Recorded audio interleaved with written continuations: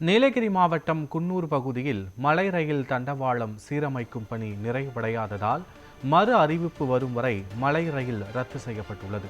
இது தொடர்பான விவரங்களோடு எமது செய்தியாளர் சம்பத்குமார் இணைப்பில் இருக்கிறார்.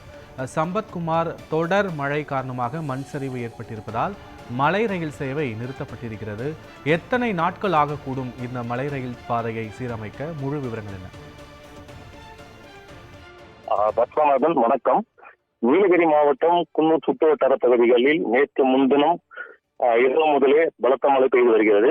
இதனால் உழவர் சந்தை பகுதியில் மிகப்பெரிய மண் சரிவு ஏற்பட்டு வாகனங்கள் சேதமடைந்த நிலையில் குன்னூர் மலைப்பதையிலும் மண் சரிவு ஏற்பட்டு மலை ரயில் இருபுறமும் ரத்து செய்யப்பட்டிருந்தது.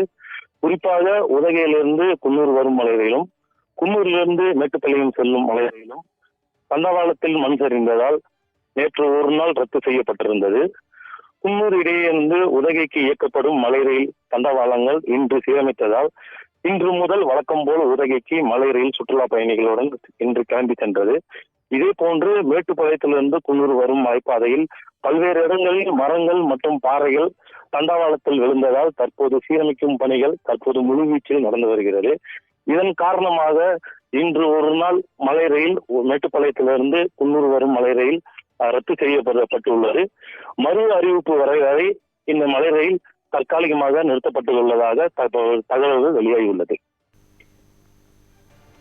முழுமையான விவரங்களுக்கு நன்றி சம்பத்குமார்.